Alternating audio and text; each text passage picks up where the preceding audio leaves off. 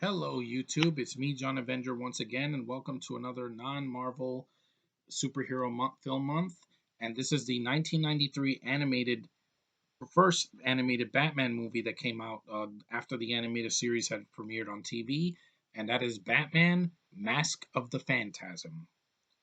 Now, I saw this movie when I was very young. I was like 8 or 9 years old when it came out on VHS, and I saw it, and I was really pumped for it because I love the animated series, and I'm like, oh, cool, a longer version of the TV show, and that's basically what this feels like, a theatrically released, like hour and a half episode of this TV show.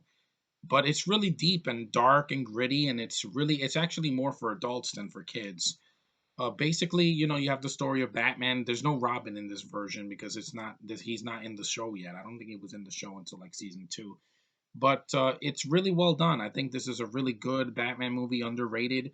I think it doesn't get the love that it deserves because most of the recent DC movies that have come out with Batman in them, Justice League this and Dark Knight Returns, etc. This was the first of its kind, so this one is very special to me.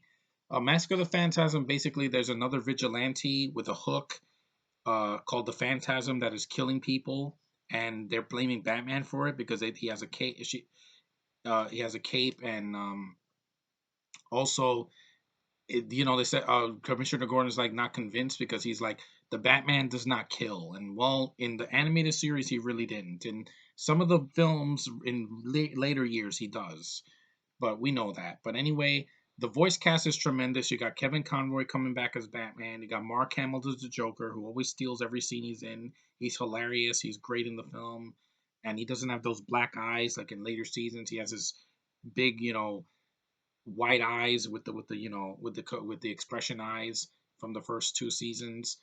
And Hamill's great. I've always loved Hamill as the Joker. You have Dane Delaney as Andrea Beaumont. She's the lead love interest for Bruce. That he met her when he was younger, and he proposed to her to marry her, and were gonna have a happy life. And then she disappears from Gotham, so he decides to say, "Fuck it, I'm gonna become Batman."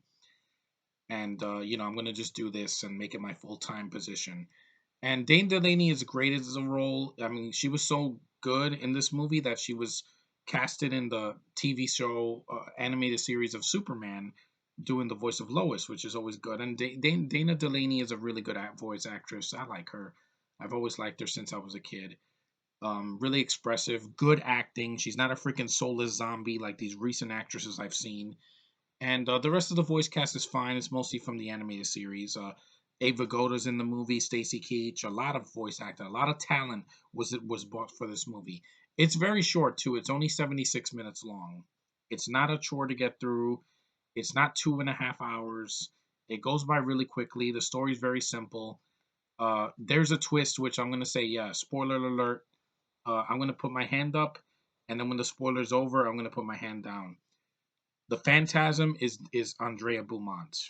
At the very end, she reveals herself to Bruce and she says, "Goodbye, my love." And it's tragic. It's basically a Greek tragedy with Batman in it.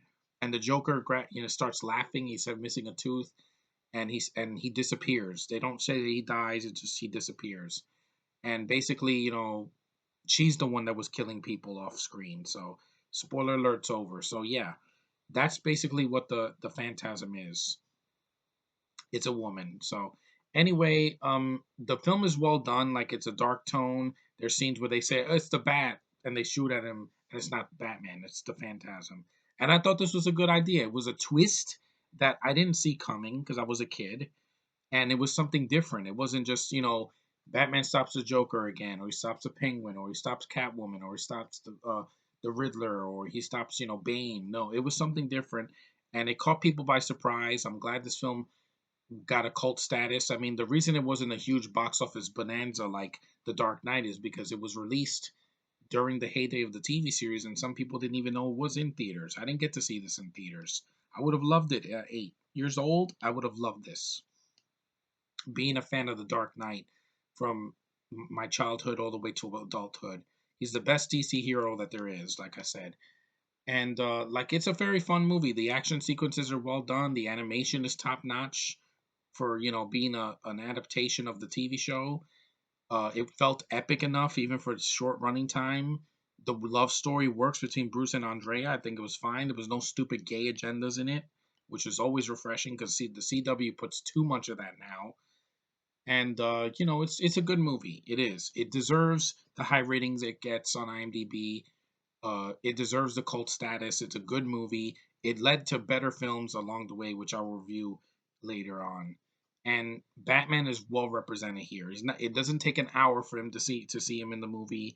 There's a lot of Bruce in it. There's a lot of humanity in this movie. The emotion, you buy it. It's not forced, and it's a good story. So that's why Mask of the Phantasm, I think, in my opinion, is a good movie.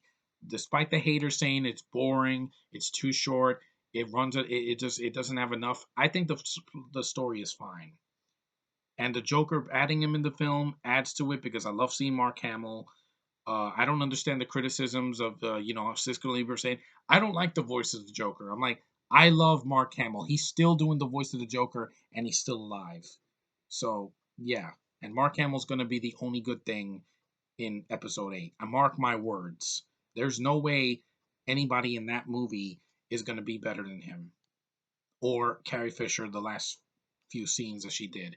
Anyway, this is not about Star Wars. This is about Batman, Mask of the Phantasm. It's a good movie. If I have any flaws, I wish it was a little bit longer, only so that they can add more action with the Phantasm. I wish him and Batman had a major fight at the end, but since it's a woman, they didn't want him fighting a woman and punching her in the face.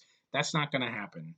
In society now, they're not going to have a man punch a woman in the face and make her bleed. They'll be like, "You're a sexist, you're a misogynist, blah blah blah blah blah." And I've heard that all before. Okay, if I don't like Wonder Woman this year, it's not because I'm a misogynist. Because believe me, a Jewish woman kicking ass is awesome to me. Just like in the Star Wars prequels, just like in Avengers, it doesn't bother me. Okay, just give me a good character. And this movie has a good character, well represented. He's not in the film for 5 minutes, and he does a lot. This is his story with the Phantasm. So it's not like the Phantasm overshadows Batman. He's still front and center. It's still his movie, and it's well animated. It's a good movie. Fuck the haters. This is good. End the story. Anyway, guys, thanks for watching my review of Batman Mask of the Phantasm. I don't have a lot of problems with it because it's a childhood favorite of mine. I grew up with it, so that's why I have a soft spot for it. And it's based on an animated series that I loved as a kid and I still love as an adult.